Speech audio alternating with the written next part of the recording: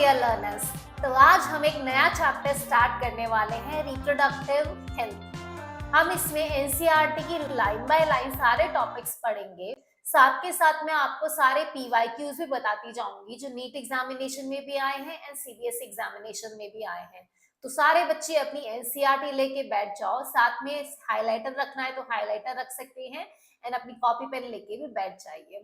तो हम इस चैप्टर में क्या क्या कंटेंट डिस्कस करने वाले हैं, तो हम डिस्कस करने वाले हैं रिप्रोडक्टिव हेल्थ क्या होता है, उसकी डेफिनेशन क्या है, क्या क्या प्रॉब्लम्स हैं, क्या स्ट्रेटजीज गवर्नमेंट ने इम्प्लीमेंट करी, पॉपुलेशन एक्सप्लोजन जो है उसकी वजह से क्या नुकसान हो रहे हैं, क्यों उसको कंट्रोल करने की जरूरत है, कंट्रोल करने के लिए बर्थ कंट्रोल ऑप्शंस क्या क्या अवेलेबल हैं।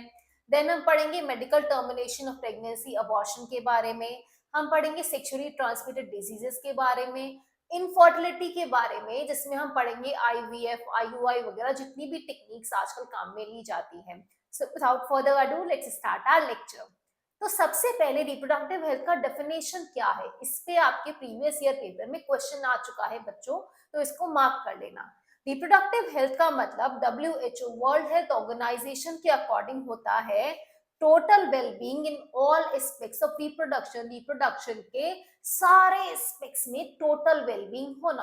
अब वो जो सारे एस्पेक्ट्स है वो कौन कौन से, सबसे पहला तो होता है फिजिकल एस्पेक्ट। दैट मीन्स आपके जो रिप्रोडक्टिव ऑर्गन है कौन से थे, मेल्स में थे टेस्टिस, असेसरी जो ग्लैंड्स थी, डक्ट्स थी। फीमेल के केस में क्या था, ओवरी थी, यूट्रस, फेलोपियन ट्यूब। तो फिजिकली जो हमारे ऑर्गन्स होने चाहिए वो सही होने चाहिए। इमोशनल बिहेवियर कैसा है आपका, है ना, बिहेवियरल एंड सोशल इंटरैक्शन, ये सब कुछ मैटर करता है। कोई पर्वर्ट है तो वो रिप्रोडक्टिव उसको हम फिट नहीं मानेंगे, है ना। तो सोशली भी आप क्या होने चाहिए, फिट होने चाहिए। तो ये हमारे पास में डेफिनेशन है जो डब्ल्यूएचओ ने दी थी। तो एक society, therefore a society with people having physically and functionally normal reproductive organ, एक सोसाइटी जिसमें जो लोग हैं उनके नॉर्मल रिप्रोडक्टिव ऑर्गन है, फिजिकली भी एंड फंक्शनली भी, and normal emotional and behavioural interaction है कि हम सेक्स एजुकेशन वगैरह पे बात कर पाए, हमें क्या करना हो, ये टबू नहीं हो अपने पास में। तो ये ऐसी सोसाइटी को हम कहते हैं कि वो कैसी है, रिप्रोडक्टिव हेल्दी सोसाइटी है। सबसे पहले हमने देखा कि रिप्रोडक्टिव हेल्थ क्या होता है, कि सारे एस्पेक्ट्स में क्या है हमारे पास में, physically, socially, behaviourally, emotionally health होती है, तो उसको हम कहते हैं रिप्रोडक्टिव हेल्थ। और जब जिस सोसाइटी में ये सारे एस्पेक्ट्स जो होते हैं फुलफिल होते हैं, ऐसी सोसाइटी को हम कहते हैं रिप्रोडक्टिवली हेल्दी सोसाइटी, है ना। अब हमारे पास में आता है कि इंडिया वर्ल्ड की one of the first countries थी जिसने कुछ ऐसे action plans and programmes initiate करे थे नेशनल लेवल पे बच्चों, ताकि जो टोटल रिप्रोडक्टिव हेल्थ है उसको अटेन किया जा सके एज अ सोशल गोल। क्योंकि कोई भी सोसाइटी तब प्रोग्रेस कर पाएगी जब उसके जो सिटीजन्स हैं वो कैसे हो, रिप्रोडक्टिवली हेल्दी हो हमारे पास में। इसके लिए हमारी गवर्नमेंट ने 1951 में ही, मतलब 1947 में तो हमें इंडिपेंडेंस मिली थी, एंड 1951 में ही फैमिली प्लानिंग प्रोग्राम जो किए गए थे, इनिशिएट कर दिए गए थे। इनको हर 5 डिकेड्स के ऊपर असेस किया जाता है, प्रोग्राम को इम्प्रूव किया गया, एंड करंटली ये programme RCH, reproductive and child health care programme के नाम पे इम्प्लीमेंट किया हुआ है। ये मार्क कर लेना, आरसीएच का फुल फॉर्म भी आपसे पूछा गया है। तो फुल फॉर्म क्या है, reproductive and child health care programme. अब ये जो आरसीएच प्रोग्राम है इसका काम क्या है, तो इसका काम है अवेयरनेस क्रिएट करना लोगों के बीच में। किस चीज के अवेयरनेस क्रिएट करना, रिप्रोडक्शन रिलेटेड एस्पेक्ट्स के लिए अवेयरनेस क्रिएट करना, and facility and support provide करना, ताकि एक रिप्रोडक्टिव हेल्दी सोसाइटी क्या की जा सके, बिल्ड की जा सके। सबसे पहला तो क्या करा, अवेयरनेस क्रिएट करा।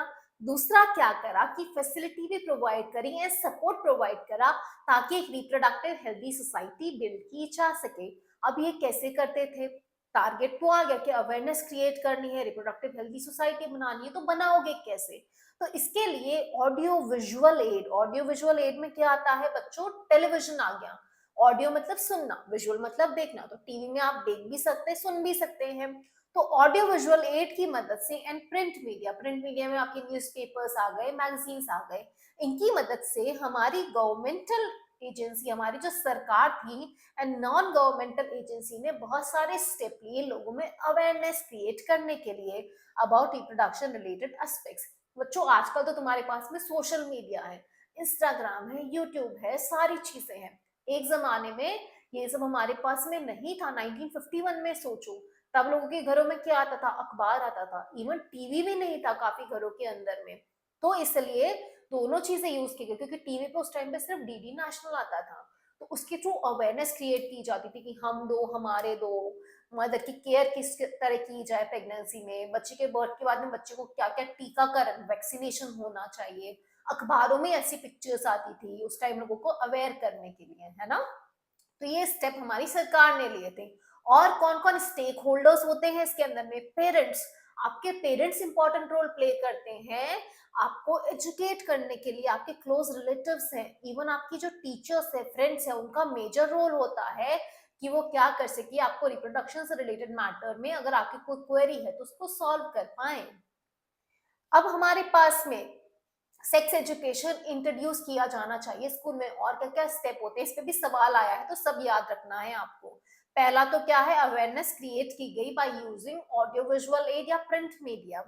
देन क्या है, parents, close relatives, teacher, friends, इन सब का भी रोल होता है कि आपको इंफॉर्मेशन दे वो रिप्रोडक्शन रिलेटेड एस्पेक्ट्स में।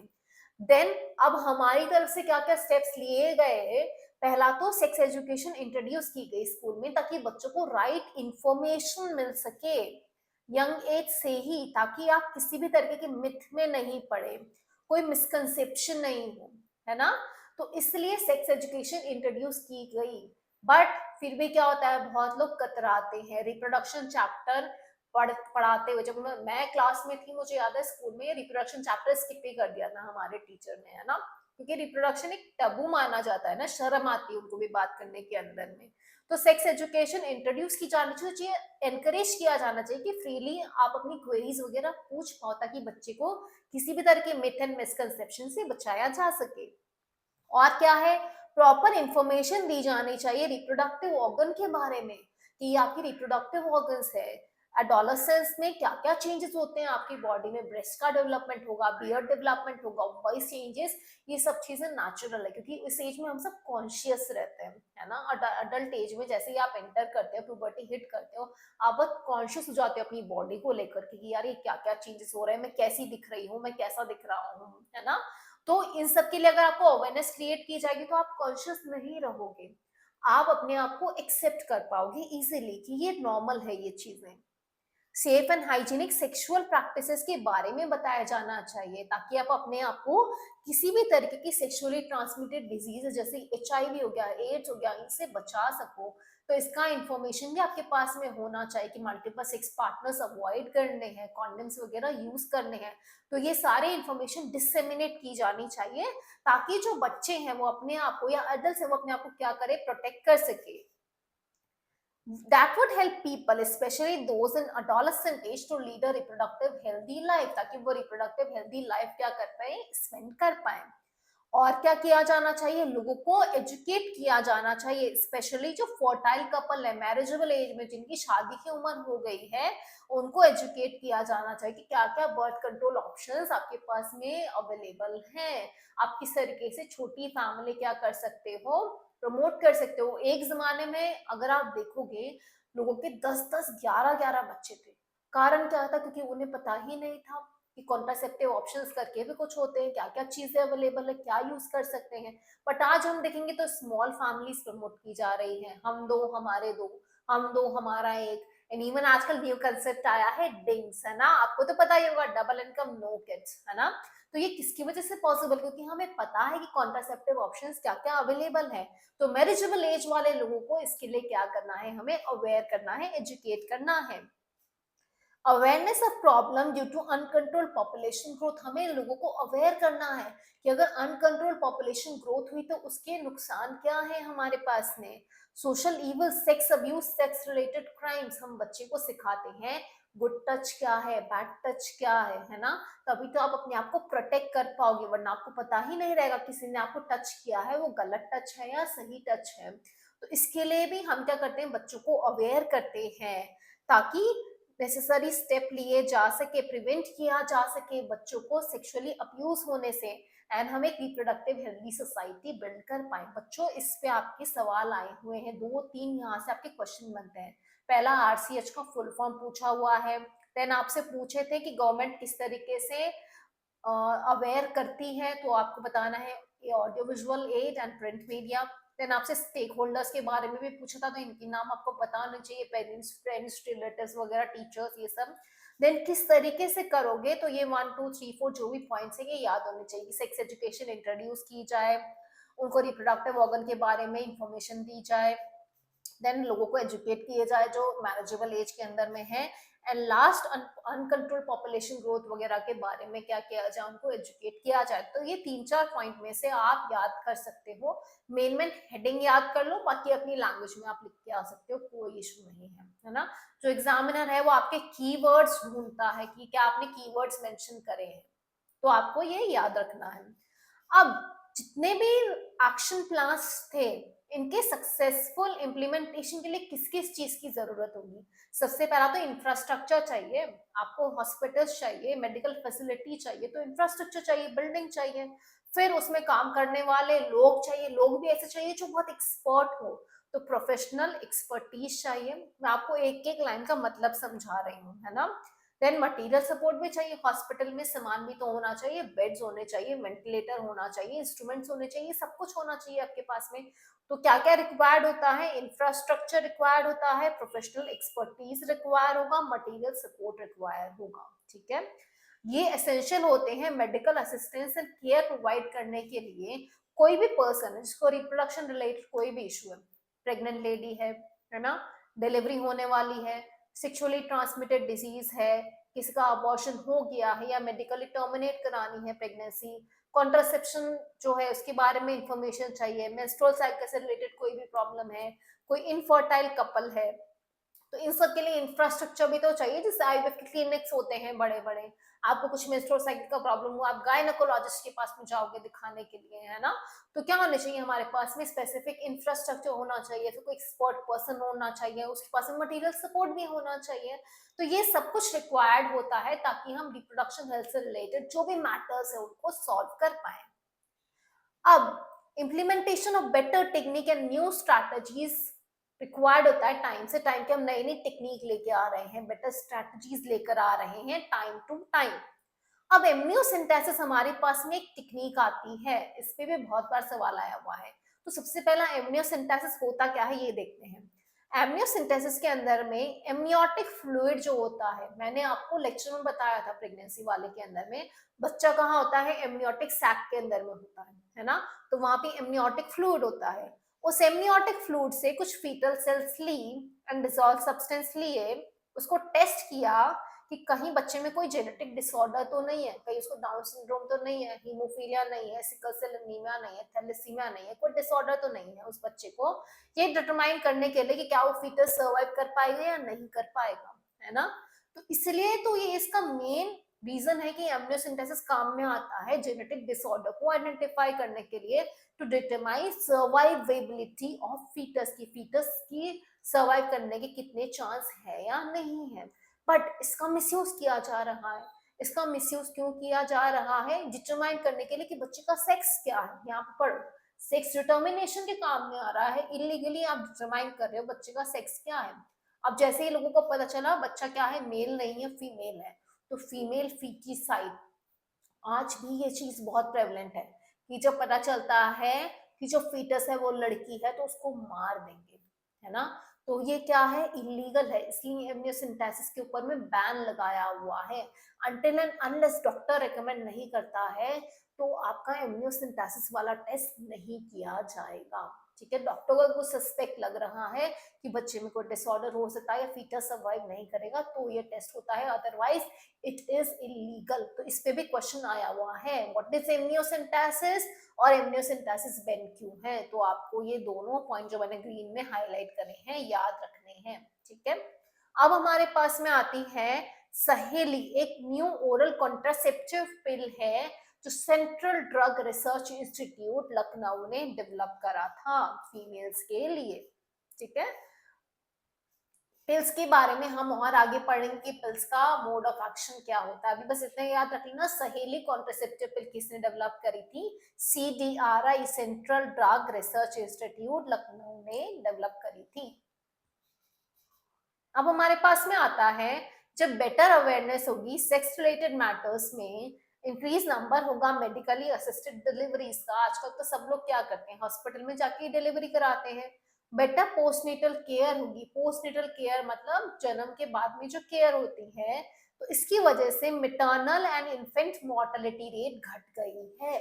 मिटरनल मोर्टेलिटी रेट का मतलब होता है, मोर्टेलिटी का मतलब बच्चों, मोर्टेलिटी रेट का मतलब होगा मरना। तो मेटर्नल मोर्टेलिटी रेट मतलब मदर की जो डेथ रेट थी वो घट गई। इन्फेंट मोर्टेलिटी रेट मतलब जो इन्फेंट है, जो बच्चा है, उसकी जो डेथ रेट थी वो भी क्या हो गई, घट गई है। क्यों? क्योंकि बेटर केयर हम प्रोवाइड कर रहे हैं।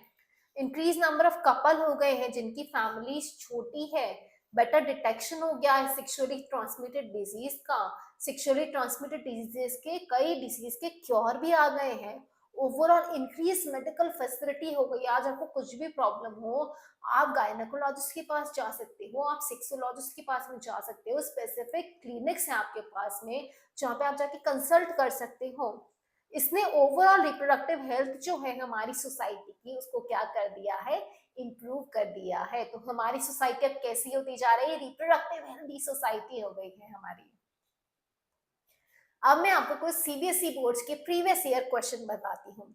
सबसे पहला क्वेश्चन है, what is amniocentesis, why it is ban. 2012, 16, 19 तीनों बार सवाल पूछा है। मैंने अभी आपको बताया था एमनियोसेंटेसिस क्या था, यहाँ से आंसर है इसका, कि कुछ एमनियोटिक फ्लूइड आपने लिया, उसमें से foetal cells and dissolve substance को आइडेंटिफाई करा to check the genetic disorder. तो ये यहाँ से यहाँ तक हो गया आपका व्हाट इज एमनियोसेंटेसिस का answer. Why it is ban, तो इसका से यहाँ तक हो गया आपके पास में। It is ban because it is often misused to determine sex of the child leading to female feticide। अपनी खुद की भाषा में लिख सकते हो, है ना। बैन क्यों किया गया, क्योंकि इससे हम बच्चे का सेक्स डिटरमाइन करके फीमेल फीटिसाइड इसकी वजह से होता है, तो इसको बैन कर दिया गया। अपनी लैंग्वेज में लिख देना, कोई दिक्कत नहीं है, रट्टा लगाने की जरूरत नहीं है। आपको बस मेन जो कीवर्ड्स, आपने फीमेल फीटिसाइड लिखा, बैन लगाया गया क्योंकि सेक्स डिटर्मिनेशन, फिर इजेमआर वॉजवर, इससे कुछ फर्क नहीं पड़ेगा कि मैम मेरी इंग्लिश इतनी अच्छी नहीं है, उससे फर्क नहीं पड़ेगा। आपका जो मेन आप क्या बताना चाहते हो वो समझ में आना चाहिए एग्जामिनर को। Name the organisation set up by the government of India to create awareness about reproductive health। 2013 में भी आया, 18 में भी आया। कौन सी ऑर्गेनाइजेशन सेट करी थी? 1951 में फैमिली प्लानिंग प्रोग्राम लॉन्च किया था। लेटर ऑन अब जिसका नाम हमने करके क्या कर दिया है, reproductive and child health care programme के नाम से इसको अपडेट कर दिया गया है, तो ये मेंशन कर देना है। What is reproductive health? Mention any two measures taken to maintain it। तो reproductive health सबसे पहली स्लाइड पे बता दिया था, WHO वाली definition. reproductive health mean total well-being in all aspects of reproduction। ये वाले डेफिनेशन बता देना। कौन से दो मेजर्स लिए गए, तो ये जो इतने सारे मेजर्स थे ना, इनमें से कोई भी बता सकते हो। इंट्रोडक्शन ऑफ सेक्स एजुकेशन वाला पॉइंट बता देना, proper information about reproductive organs, STDs, ये वाला पॉइंट बता सकते हो। एजुकेटिंग पीपल वाला बता सकते हो, या awareness of problem due to uncontrolled population growth, sex abuse. ये इनमें से you can mention any two points, that too in your own language, but main जो पॉइंट्स हैं वो सारे कवर हो जाने चाहिए, ठीक है। बेटे एग्जामिनर को भी पता होता है कि आप 12th क्लास के बच्चे हो, आपकी इंग्लिश कोई ऑक्सफोर्ड लेवल वाली नहीं होगी, बट अगर आप सही से सारे पॉइंट्स लिखते हैं तो आपके मार्क्स आएंगे, है ना, और अच्छे मार्क्स आएंगे। खुद के एक्सपीरियंस से बता रही हूँ मैं। Population stabilisation and birth control हमारे पास में आता है। अब लास्ट सेंचुरी में क्योंकि इतनी सारी फील्ड्स में ऑलराउंड डेवलपमेंट हुआ, तो हमारी लाइफ की क्वालिटी तो ऑब्वियसली बढ़ गई है। एक जमाने में इतनी सारी चीजें हमारे पास अवेलेबल नहीं थी, आज हमारे पास में सारी फैसिलिटी है ना। हाउएवर इंक्रीज्ड हेल्थ फैसिलिटी से पॉपुलेशन का एक्सप्लोजन भी हुआ है, क्योंकि डेथ रेट घट गई है तो पॉपुलेशन ज्यादा बढ़ रही है अपने पास में। वर्ल्ड की पॉपुलेशन जो 2 बिलियन थी 1900 के अंदर में, वो कितनी हो गई 2000 के अंदर में? 6 बिलियन। बताओ, 2 बिलियन थी 1900 में, 2000 में 6 बिलियन हो गई, 2011 में 7.2 बिलियन हो गई। इंडिया की पॉपुलेशन में भी सेम तरीके का ट्रेंड दिखा। क्या ट्रेंड दिखा कि हमारी पॉपुलेशन इंडिपेंडेंस के टाइम पे 350 मिलियन थी, ठीक है। 2000 तक वो 1 बिलियन मार्क तक पहुंच गई एंड 2011 में तो 1.2 बिलियन क्रॉस कर लिया उसने। रीजन क्या था? रैपिड डिक्लाइन हुआ मैटरनल मोर्टेलिटी रेट के अंदर में, मदर की डेथ रेट में डिक्लाइन हुआ, इन्फेंट की डेथ रेट के अंदर में डिक्लाइन हुआ। जब डेथ रेट घट रही है, ज्यादा लोग सर्वाइव करें तो पॉपुलेशन तो बढ़ेगी, है ना, पॉपुलेशन तो बढ़नी है अपने पास में। As well as reproducible age में लोगों का नंबर बढ़ गया। इंडिया की पॉपुलेशन कैसी है बच्चों, आगे के चैप्टर में पढ़ेंगे, एक्सपेंडिंग पॉपुलेशन है। तो रिप्रोड्यूसिबल एज, एडोलेसेंट एज में लोगों का नंबर ज्यादा है हमारे पास में, इस वजह से हमारी पॉपुलेशन इतनी बढ़ती जा रही है। आरसीएच प्रोग्राम ने even though population growth rate को थोड़ा कम किया, बट मार्जिनल चेंज था, बहुत ड्रास्टिक हमें कुछ इफेक्ट देखने को नहीं मिला उसका। 2011 की सेंसस रिपोर्ट के अकॉर्डिंग पॉपुलेशन ग्रोथ रेट 2% से कम थी, दैट इज 20% पर thousand per year. At the rate, इस रेट पे हमारी पॉपुलेशन बहुत रैपिडली इंक्रीज कर सकती है। अब इसका नुकसान क्या है? तुम्हें क्या फर्क पड़ रहा है यार, बढ़ने दो पॉपुलेशन, हमें क्या नुकसान है, करने दो लोगों को बच्चे पैदा। तो नुकसान ये है कि बेसिक रिक्वायरमेंट की स्केसिटी हो जाएगी, खाना नहीं बचेगा, रहने के लिए जगह नहीं बचेगी। जगह कहाँ से लाओगे? अर्थ पे जगह ही नहीं बचेगी हमारे पास में, खाना नहीं बचेगा, जगह नहीं बचेगी, नौकरियों की कमी होने लगेगी, क्लोथिंग की, कपड़ों की कमी होने लगेगी। हाँ, क्या होने लगेंगे, आपस में लोग क्लैशेस होने लगेंगे हमारे पास में। तो इवन तो सिग्निफिकेंट प्रोग्रेस हुई, बट फिर भी इन चीजों की कमी होने लगेगी, क्योंकि अगर आपके पास एप्पल एक है, खाने वाले 100 लोग आ गए, तो कैसे काम चलेगा? नहीं चलेगा ना, है ना। तो इसलिए पॉपुलेशन को कंट्रोल करना क्या है, जरूरी है, और गवर्नमेंट ने कुछ सीरियस मेजर्स लिए हैं इनको चेक करने के लिए। अब मोस्ट इंपॉर्टेंट स्टेप्स क्या क्या गवर्नमेंट ने लिए? गवर्नमेंट ने स्मॉल फैमिलीज प्रमोट करी, हम दो हमारे दो, कॉन्ट्रासेप्टिव मेथड यूज करो, गवर्नमेंट कहती है हम दो हमारे दो, कि आपके 2 बच्चे होने चाहिए। अब तो वन चाइल्ड नाम भी आ गया कि हम दो हमारे एक, और मैंने आपको बताया अब तो हो गया कि बच्चे मत करो, है ना, डिंग्स वाला कंसेप्ट आ गया है हमारे पास में। और क्या क्या करा हमारी गवर्नमेंट ने? पहले के जमाने में बच्चों चाइल्ड मैरिज होती थी, तुम्हारी उम्र के बच्चों की तो शादी हो गई होती थी, बच्चे भी पैदा हो जाते थे उनके। बट अब गवर्नमेंट ने क्या करा, मैरिजेबल एज रेज कर दी कि लड़कियों की 18 साल से पहले शादी नहीं कर सकते हो, लड़कों की 21 साल से पहले शादी नहीं कर सकते हैं। वो क्या है, इलीगल है हमारे पास में। एंड इवन जिनकी फैमिली स्मॉल होती है उनको इंसेंटिव्स भी दिया जाता है। तो हमारी गवर्नमेंट ने ये कुछ इनिशिएटिव्स लिए ताकि ये जो बढ़ती हुई पॉपुलेशन है इसको किसी तरीके से कंट्रोल किया जा सके।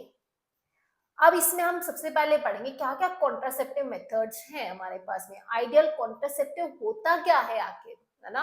वैसे तो रियल लाइफ में आइडियल कुछ चीज होना पूरी तरीके से 100% आइडियल तो पॉसिबल ही नहीं है, फिर भी हम देखते हैं कि आइडियल कॉन्ट्रासेप्टिव की क्या हमारे पास में कैरेक्टर्स होने चाहिए, जो बहुत इंपॉर्टेंट सवाल है। यूजर फ्रेंडली होना चाहिए कि मैं आसानी से उसको इस्तेमाल कर सकूं, इजिली मार्केट में अवेलेबल होना चाहिए, ऐसा नहीं है कि मुझे दुबई से मंगाना पड़ेगा। हाँ, इफेक्टिव होना चाहिए, इफेक्टिव भी होना चाहिए, पता चला कॉन्ट्रासेप्टिव भी यूज कर लिया फिर भी 10-10 बच्चे हो रहे हैं लोगों के, तो नहीं। रिवर्सिबल होना चाहिए, ऐसा भी नहीं हो कि बेचारे बंदे ने एक बार कॉन्ट्रासेप्टिव यूज कर लिया तो अब वो क्या कर सकते हैं, they can not plan their family, उनके बच्चे नहीं हो सकते, तो रिवर्सिबल होना चाहिए। लीस्ट साइड इफेक्ट होना चाहिए या होना ही नहीं चाहिए। तुमको ये ऐसी चीज थोड़ी ना काम में लोगे जिसका कोई साइड इफेक्ट हो। अगर तुम्हें पता है कि ये एप्पल खाने से तुम्हें फूड पॉइजनिंग होगी तो खाओगे? नहीं खाओगे ना। किस चीज का साइड इफेक्ट है तो काम में ही नहीं लोगे।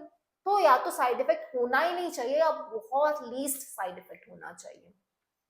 किसी भी तरीके से पर्सन की सेक्सुअल ड्राइव में इंटरफेयर नहीं करना चाहिए, क्योंकि अगर सेक्सुअल ड्राइव में इंटरफेयर करेगा तो कोई भी पर्सन इसको यूज नहीं करना चाहेगा।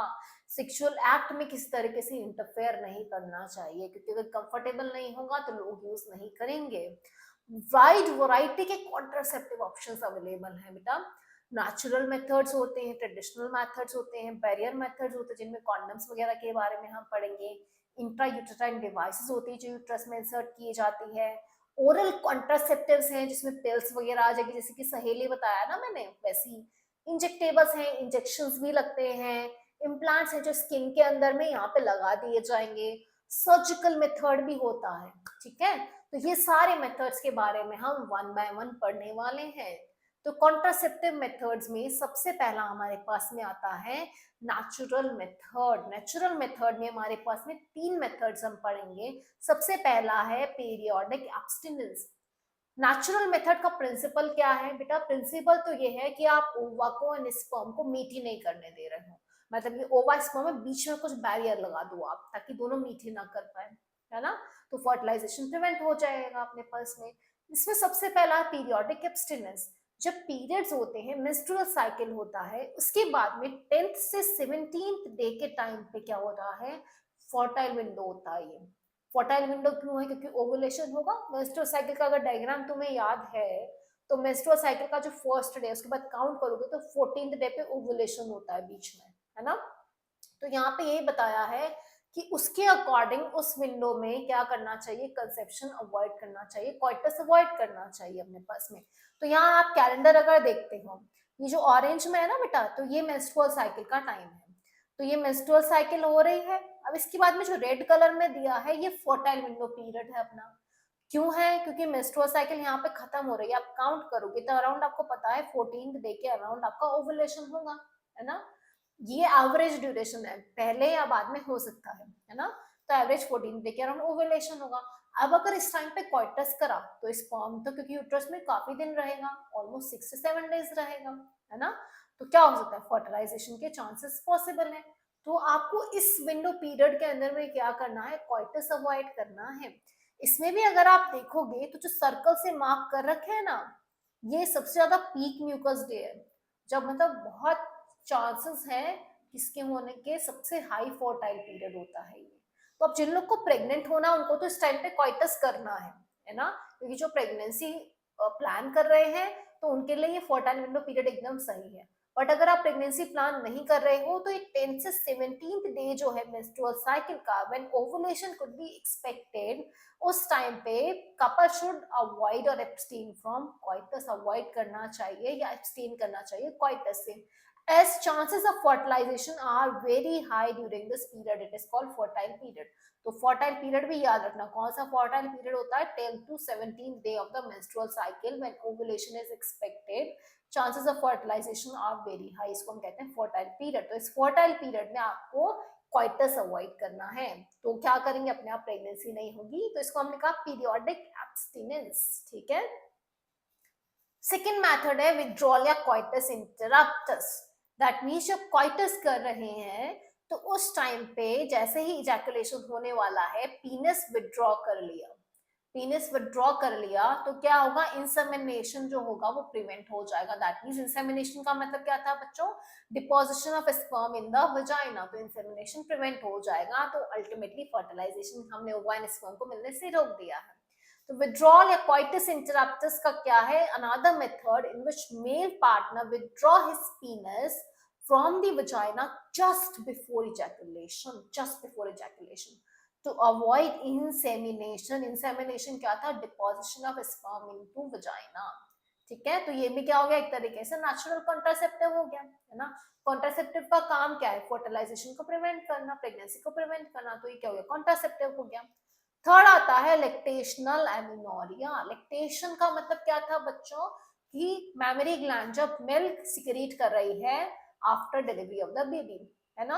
अब यहाँ पे जब तक मदर ब्रेस्ट क्या करती है? ब्रेस्ट फीडिंग करती है, तो ब्रेस्ट स्टिमुलेशन की वजह से प्रोलैक्टिन हार्मोन बढ़ा हुआ रहता है उसकी बॉडी के अंदर में। प्रोलैक्टिन बढ़ा हुआ रहता है तो गोनाडोट्रोफिन रिलीजिंग हार्मोन का लेवल कम होता है। जीएनआरएच कौन रिलीज करता है? हाइपोथैलेमस, है ना? और ये जाके कहाँ एक्ट कर रहा था? पिट्यूटरी पे, और वो रिलीज कर रही थी गोनाडोट्रोफिन, एफएसएच, एलएच। हमने पढ़ा था रिप्रोडक्शन वाले चैप्टर में, है ना? तो प्रोलैक्टिन बढ़ने की वजह से इन तीनों हार्मोन का लेवल कम होगा। इस वजह से क्या होगा? N ovulation. एन ओव्यूलेशन का मतलब क्या है अपने पास में? कि ओवा रिलीज नहीं होगा। जब ओवा रिलीज नहीं हो रहा तो फर्टिलाइजेशन स्पर्म करेगा किसका, है ना? तो उस टाइम पे कॉइटस हुआ तो भी फर्टिलाइजेशन का चांस नहीं है हमारे पास में। तो लेक्टेशनल अमीनोरिया का मतलब क्या है? It is the method based on the fact that ovulation and therefore cycle do not occur during the period of intense lactation. Intense lactation के पीरियड के टाइम पे क्या होता है? ओवुलेशन नहीं होता है, मेंस्ट्रुअल साइकिल नहीं होता है, ये इसका बेसिक प्रिंसिपल है हमारे पास में फॉलोइंग पार्चुरेशन। तो जब तक मदर बच्चे को फीड करती है, कॉन्ट्रासेप्शन जो है, chances of contraception are almost nil, मतलब प्रेग्नेंट होने के चांसेस ऑलमोस्ट निल होते हैं। However, this method is reported to be effective only up to 6 months, 6 महीने तक ही इफेक्टिव होता है ये मेथड। ऐसा नहीं है कि मदर 1 साल तक बच्चे को अगर ब्रेस्ट फीड कर रही है तो वो प्रेग्नेंट नहीं हो सकती है, वो प्रेग्नेंट हो सकती है। 6 मंथ तक ही मैक्सिमम इसको इफेक्टिव माना जाता है। साइड इफेक्ट कोई भी नहीं है, but chances of failure high है। हो सकता है बाय चांस मदर की बॉडी में ओवर रिलीज हो जाए, तो क्या होगा, प्रेगनेंसी का चांस हो सकता है ना। तो लेक्टेशनल अमीनोरिया, लेक्टेशनल अमीनोरिया का मतलब होता है एब्सेंस ऑफ मेंस्ट्रुएशन। पार्चुरेशन के जस्ट बाद में फीमेल के अंदर में मेंस्ट्रुअल साइकिल एब्सेंट होती है।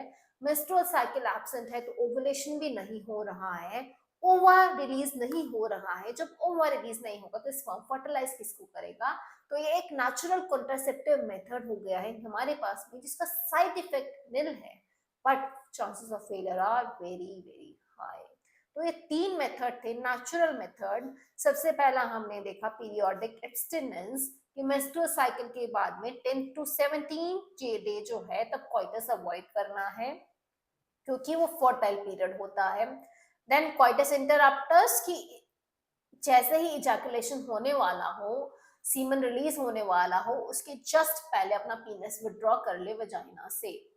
देन थर्ड मेथड लेक्टेशनल अमीनोरिया, लेक्टेशन जो पीरियड है उस टाइम पे मेंस्ट्रुअल साइकिल एब्सेंट होती है, तो उस टाइम पे कॉइटस अगर करते भी हैं तो प्रेगनेंसी के चांस जो होते हैं वो क्या रहेंगे, ऑलमोस्ट निल रहेंगे, बट 6 मंथ तक। बट फेलियर के चांसेस भी क्या है, यहाँ पे हाई होते हैं। तो आज के लेक्चर में हम यहाँ तक ही पढ़ेंगे बच्चों, बाकी बचे हुए मेथड्स हम नेक्स्ट क्लास में पढ़ेंगे। अगर लेक्चर्स आपको समझ आ रहे हैं, आपको बेनिफिट हो रहा है, तो हमारे लेक्चर्स को लाइक करें, अपने दोस्तों के साथ भी शेयर करें, एंड हमारे चैनल को सब्सक्राइब करना ना भूलें, ताकि हम जितने भी लेक्चर्स वगैरह आपके लिए लेके आ रहे हैं उनका नोटिफिकेशन आपको मिलता रहे। Thank you.